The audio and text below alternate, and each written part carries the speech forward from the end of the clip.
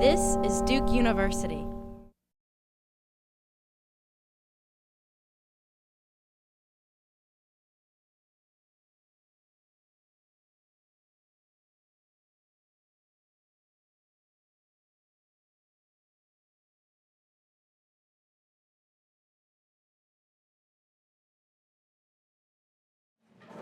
Good afternoon, everyone. I hope everyone's been enjoying the panels. I found them particularly insightful and very impassioned by the advice that you've been giving us.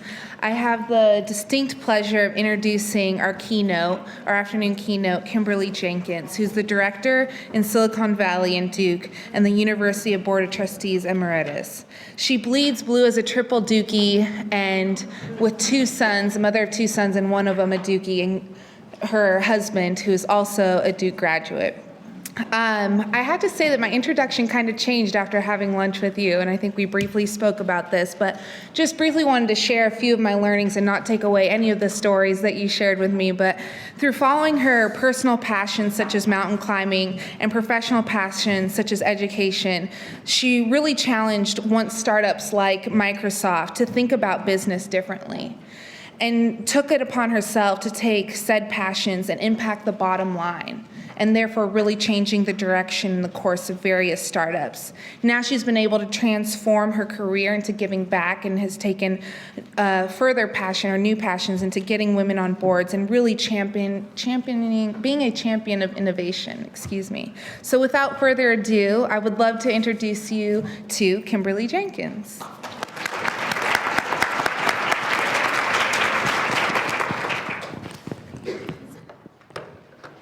Thank you so much.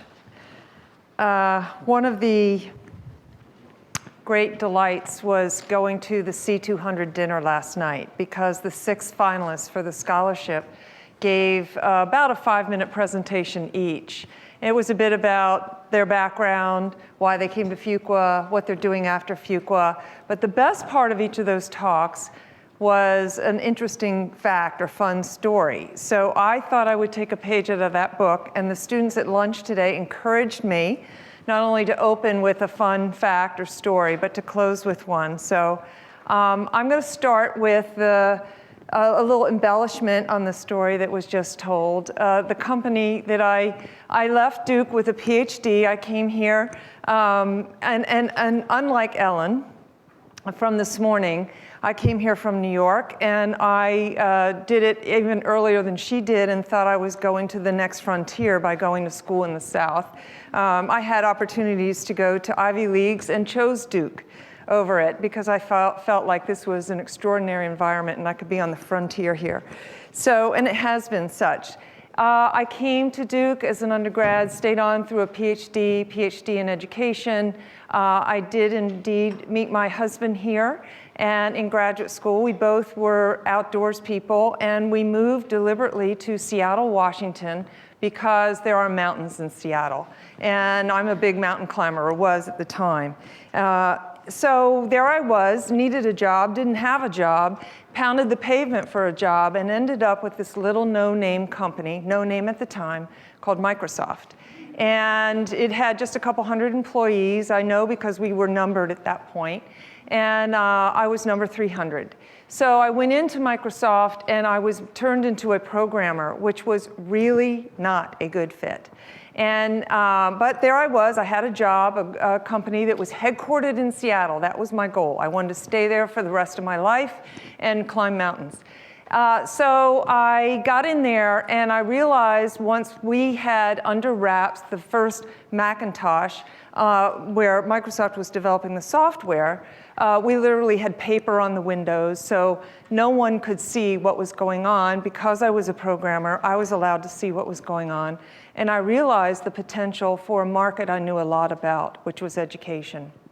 So I went to my boss, who's Steve Ballmer, and I took in 2 folders, and one of which was my proposal. You know, I didn't go to business school, but I learned how to do a 2-page memo, and I laid out how we could make money selling Microsoft products to higher education. And Steve Ballmer said, "That's the stupidest idea I ever heard. We'll never make any money in education." So I took out my second folder and I handed him my resignation letter.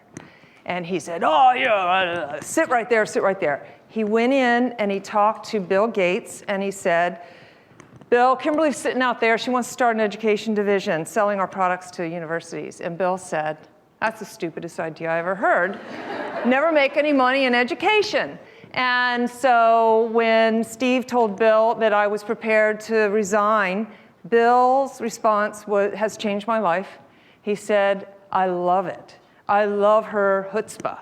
So he came out and he said, you can do this. You can't have any head count. It's you. You can fly anywhere you want, but don't come asking me for any more resources. That was February of 1983. By December, it was 10% of Microsoft's revenue with one person, domestic revenue. So they made a lot of money in education, and it launched me on a path of realizing that I could mesh my passions with the bottom line of a corporation, a major corporation. And as you might guess, as soon as it brought in that kind of revenue, then I was given a whole lot of resources, and it launched my career. It gave me a real passion for startups. I went from there to work for Steve Jobs and on and on. So I had a front row seat with some of the most visionary, innovative leaders of my time, our time. What I'd like to do today is talk to you a little bit more broadly about women in innovation and entrepreneurship. What is the state of affairs right now? What are the challenges? What are the opportunities? And what might we here in this room do to help realize some of those opportunities? So I'm not going to belabor this. I think a lot of you know that innovation is known to be the big driver of our economy. It's where most of the jobs are coming from now. The Kauffman Foundation, one of the leading resources on research and education in entrepreneurship, has said that it is the net new job growth is coming from startups. The secret weapon of all of this is women in innovation and entrepreneurship. It's relatively untapped. And I think beyond just economic prosperity for the country, it brings a lot of individual wealth for families, for communities, and it brings happiness. It's how you define success. So everything that I've experienced in my life has been in mostly startups. Some I started myself, and others I worked for people like Bill Gates and Steve Jobs. And I have enjoyed extraordinary personal satisfaction. I bring home, you mentioned I have two sons, and while I was raising my sons, they're in their 20s now, but they had to every night at the dinner table listen to me talk about what I considered a teachable moment. And I would tell them what happened at work, and I would say, now how would you handle this? And I would get interesting advice from 15-year-olds. But one of the things I always made sure that I shared with them, because they saw how hard I worked, and they saw the hours and energy I put into it, they also heard about the joy. And I have had extraordinarily joyful experiences as an entrepreneur. And you can see at the bottom, you obviously know who Oprah is, and I think she's changed the world. These are the founders of Rent the Runway and Harvard Business School grads who've really followed their passion and made a huge business out of it. And then there's the founder of Zipcar. So, okay, there's some challenges. Women are only 35% of startup business owners, and that's actually pretty good. But the problem with that is that those businesses tend to be much smaller, less prosperous, and slower growth. So you can see the numbers there, pretty, not double digits yet on sales, employment, and payroll. And part of this is because these are largely sole proprietorships. And that's okay. I think we have to honor that that's what a lot of women want to do with their careers, and that's fine. But what happens is when they want to leverage all of that and grow bigger, it's much harder to access capital when you're of that size. And I want to talk a lot more about capital. You've heard a lot of talk about the glass ceiling. You've probably heard this term glass wall. It's relevant in entrepreneurship now because what it means is women are rising up in through corporations or academic settings. We're seeing a lot of progression of women in those career paths, but they're not leaving. They're feeling the wall around them, and they're not going out. They could translate that tremendous education and expertise into starting their own business, but they're not doing that for various reasons that I'll talk about. In an academic setting, which is something I know a lot about, I ran innovation and entrepreneurship for Duke as an institution. And in the course of doing that, I worked with a lot of faculty members and men and women in all of the different disciplines. One of the landmark studies that has studied gender differences in patent is saying that although the quality of women's research coming out of academia, by the way, which drives a whole lot of innovation, it happens in the research labs right down the street here, and if it doesn't get out of the lab to the marketplace, it really doesn't provide that many solutions. So women are doing high caliber research, but it's staying too often locked inside the ivory tower. And they're not patenting their work. The reason they're not is because they tend to go through the systems that universities have set up to commercialize research, and that while that might be the protocol for what you should do, it doesn't often lead to a lot of commercialization successfully. So what men are doing is 93% of men are on scientific advisory boards or the boards of high-tech companies. And that's where they meet the VCs or the decision makers that then help them launch their companies. So women are far less engaged. 6.5% to be accurate, of women serve on these boards. So until we get in the room on those boards or scientific advisory committees, we're not going to get our research out. We're not going to be as innovative as we could be. So what can we do about this? And there are plenty of opportunities. I could go on forever talking about them. I decided to focus on the 3 key areas of capital and talk specifically about how we could address the human capital. And by this, I mean, in this setting, the education and experience in the workplace that prepares you to go out and be an entrepreneur, a successful entrepreneur. The social capital, which is obviously either direct access to people who can help you, either provide guidance or counsel, or access to other resources that could be capital oriented. And then financial, you're going to hear the same word over and over again from me today. A key to success in startups is having enough cash. And women need more access to financial capital in order to be successful. So a little bit about human capital. It's also no surprise to you that women are now in the pipeline. That we get the majority of degrees at the bachelor's, master's, PhD, and professional degrees now. We're over 50% in all of these. And so you can check the box. We're getting great education, and that's essential to being credible in terms of getting the financing and actually implementing and executing in a company.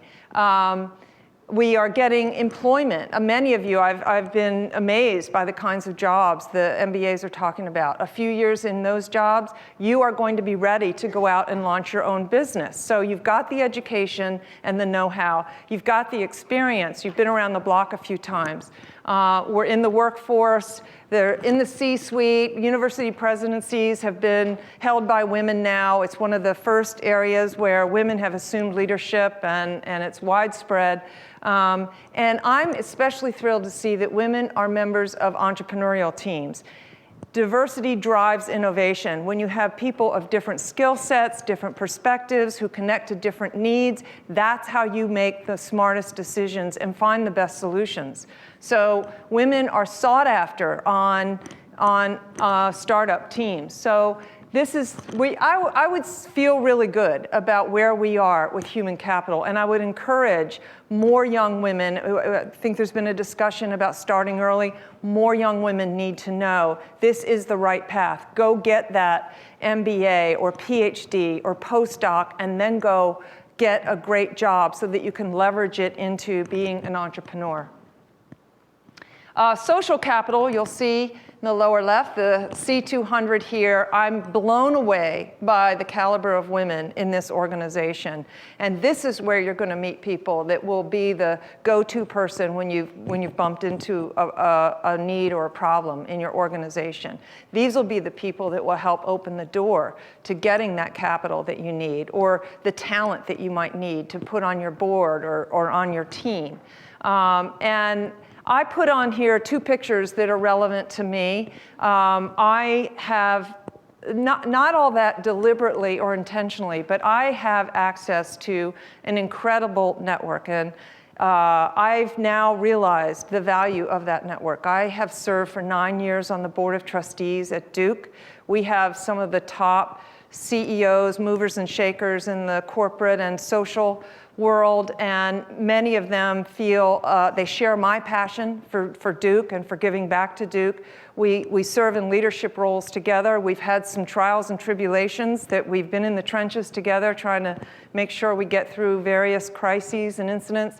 And through that, they have become colleagues and friends that I never imagined. And so it's an extraordinary network. Any kind of board, especially a really good, well-run board, can afford you that opportunity.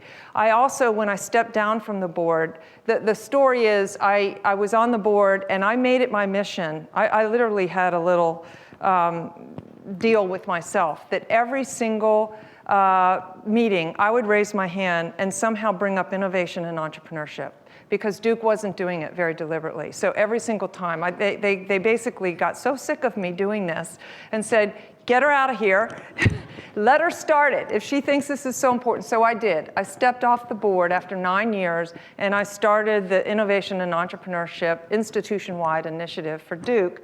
And it was through that, my first order of business was to create a task force, only met twice, but worked really hard, a couple of them in this room, Rachel, and worked really hard to create the strategic plan that drove the whole university to a whole new level of innovation and entrepreneurship.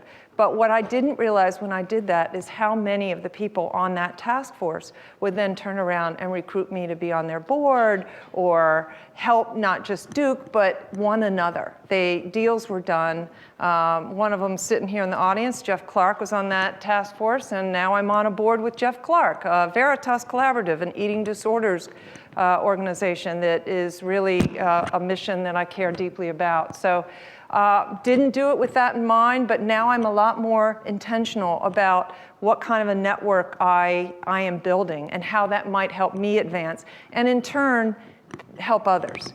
I also gave a TEDx talk, and I didn't realize at the time how much that would enable people to understand who I am, and it's way better than a resume or a bio or a business card. That TEDx talk has floated around, and it tells a story in a way that and it's been used to recruit me for various things. So my point there is it's important to network with individuals, but the more public you can go by being on a board or putting the word out there in a public forum, the more impactful that networking might be. And on the right here, under financial capital, what you see is a picture of, I believe this is Greylock. Those are the partners at Greylock. I could have picked Sequoia, Benchmark, Axel. I could go on, Highland.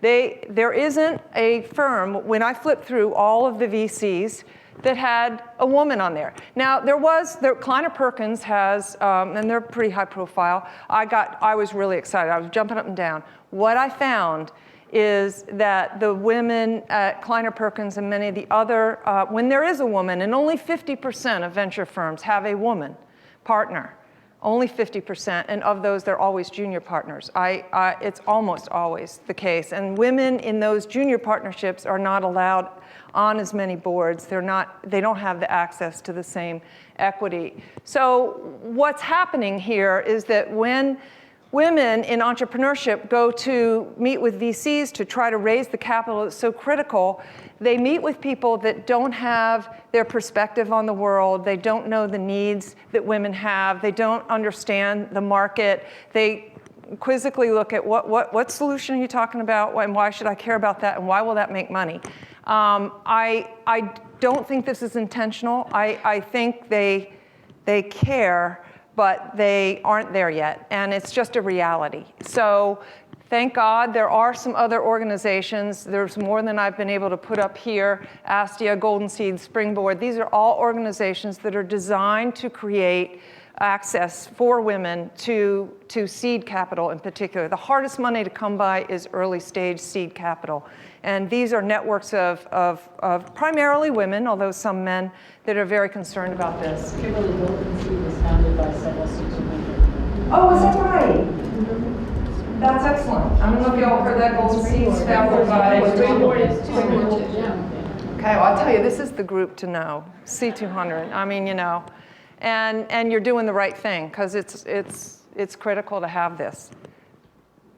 So what else can we do? Realize these opportunities, be intentional about human, social, and financial capital. What might we do here? And I wanted to talk a little bit. The issue of leadership has been addressed, and I got to sit last night with Jewel and Shelley, and we had a great talk about what is a leader, and what I heard from Ellen today.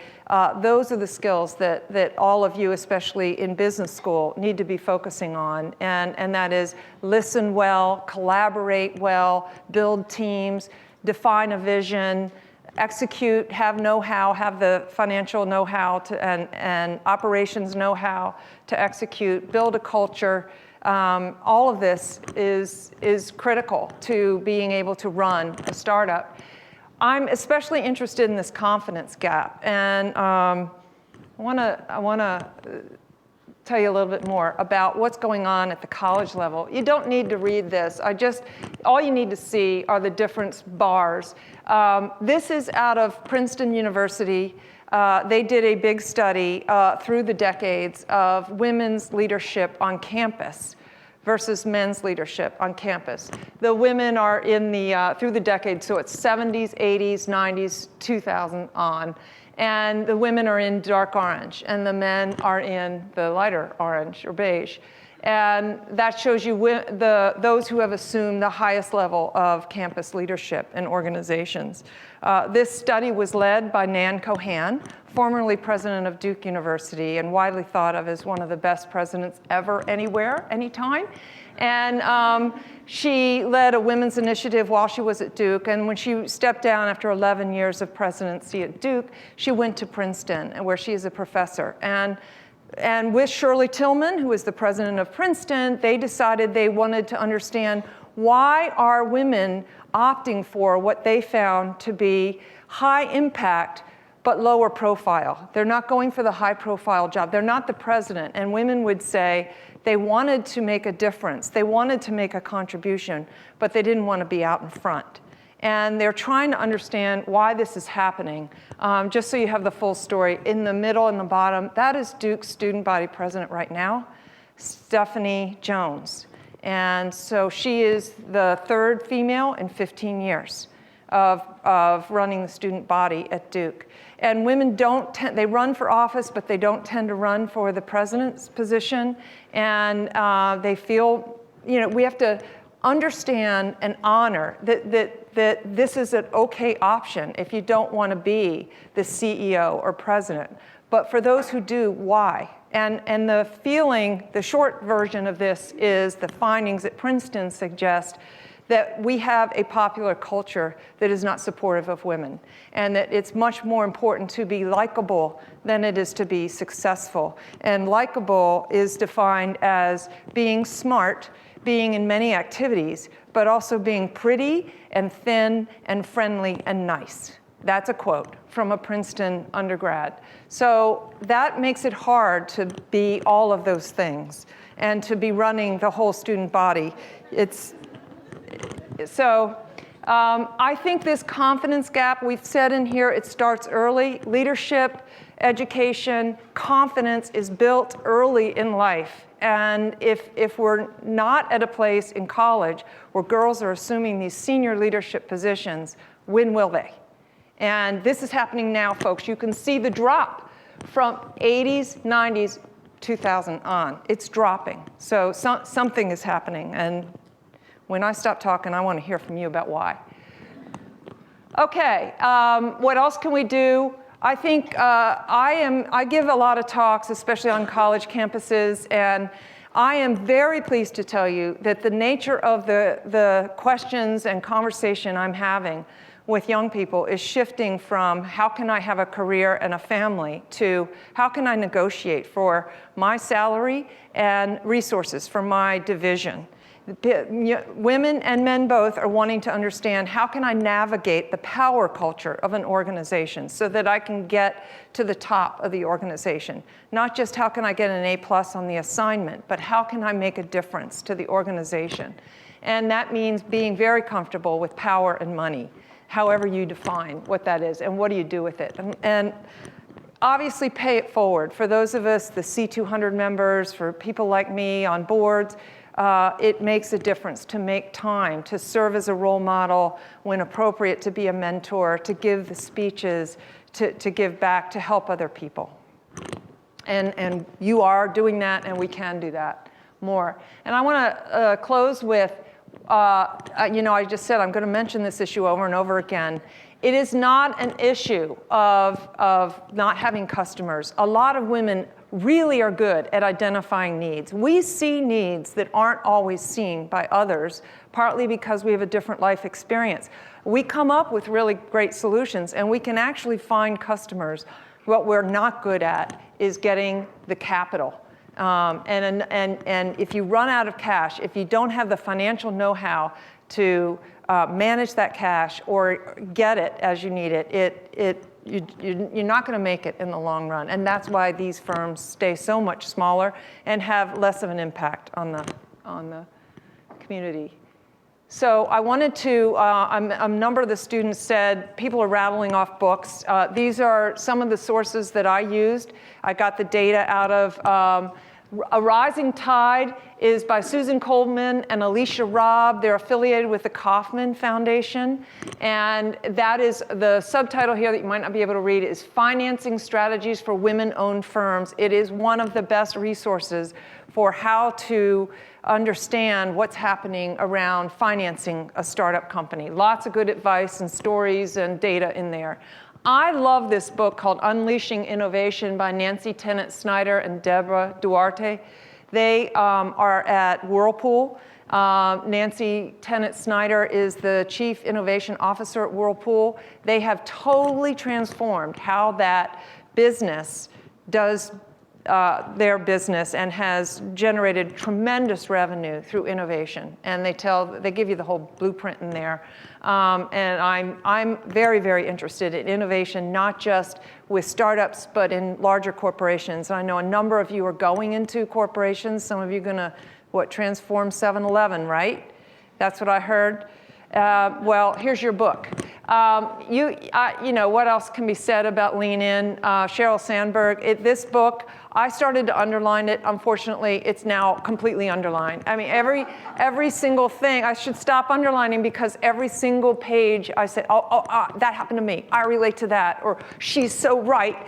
That book makes me want to kick butt more than anything else. So I'm just a Sheryl Sandberg fan. And lastly, on the lower right, less sexy about all this, but really important, if you want any inspiration, any help, any research, go to the Kauffman Foundation. It's the Ewing Marion Kauffman, who founded a program there that helps entrepreneurs of all kinds. And they do a firm survey. They have surveyed for a really long time what's going on in startups, and they can be a great resource. So I was encouraged. That's my last slide. I want to take your questions and hear some of your stories. Part of the paying it back to me is if you'll share some of your stories. But before I do that, I want to honor the students' request. I'm going to close with one of my own personal stories that actually also influenced my whole life experience as an entrepreneur.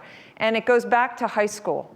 When I was in a relatively small public high school, there were 200 kids in my class, so 800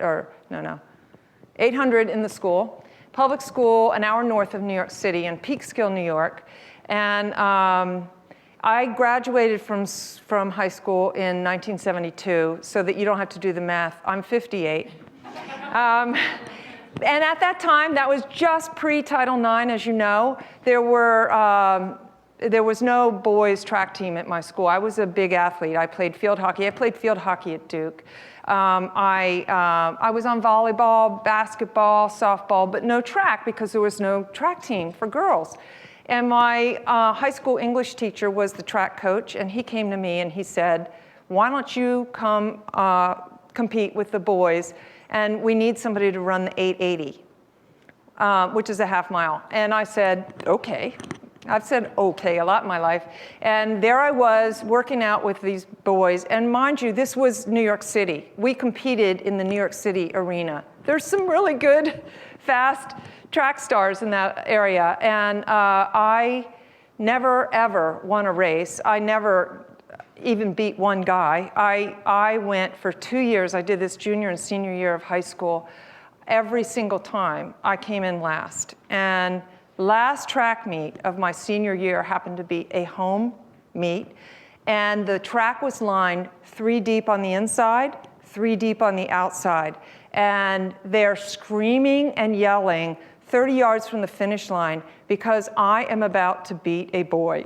And I will never forget his name because his nickname was Toasty. And everybody's, Toasty, Toasty, you're gonna let a girl beat you? And Toasty took off like a bat out of hell. He was not going to let a girl beat him. And I did. Well, I mean, we're yards now from the finish line. And I did what any ambitious woman would do. I reached out, I grabbed Toasty's shirt, I pulled him back, and I crossed the finish line.